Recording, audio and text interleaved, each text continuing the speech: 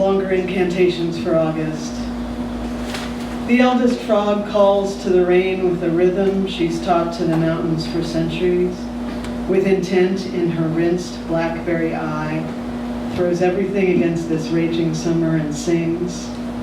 Soft midnight fogs and harder warm rains at dawn where the arch fell, and scattered rubble into that exact stream, the one that's now just a whisper but sometimes speaks with the sounds that we make too, with the sounds that might heal us, and she wants to hear them now, so she sings alongside the Giant's Rock, where you can barely see some of the stories, but there they are, known to us or not, just there, tapped into the stone, the seven-fingered hand holding them down, holding them gently before the rain that we know will come. Flint-edged summer aside, this is something we know.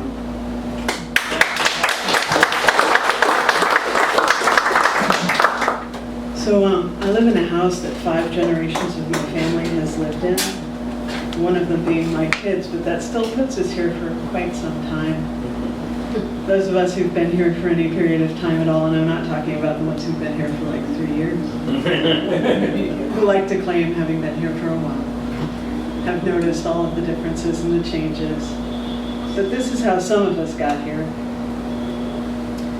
This river runs west and counter to every story I drank deep in those small dull days, strange, heavy with collective unconscious, with all of those west-running impalpable relations who spend lavish hands worth of emotion on this imagined west, in this city which also runs west, into an ocean that I own no stories for. A borrowed ocean full of marvels, fed by these long men who collect different water, who polish stones that won't tell me the future in any language I know.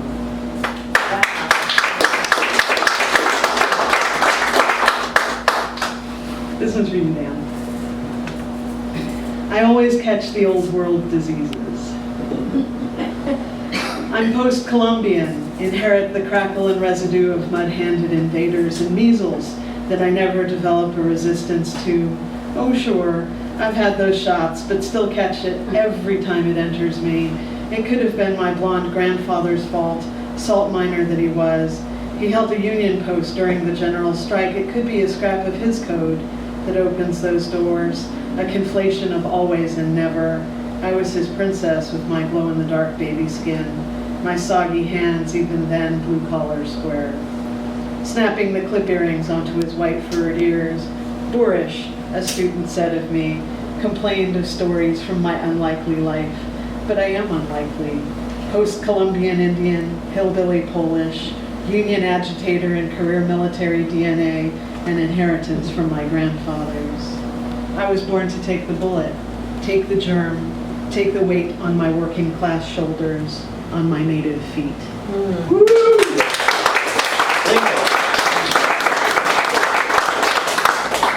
I have one last one now for my uncles. It's called Mining Town. They were the hearth-ends, the ones who grew up in that house, lead miners by day until 4 p.m., branch hobos. They'd drop a hook line into every bit of water in the county, come home to shared beds and fried catfish, the other product of their labors, would put coal into the potbelly, heated as red hot as the melting furnace at work, until the fire lifted them, small rounded bits of lead themselves, and flung them from the flames. Yeah.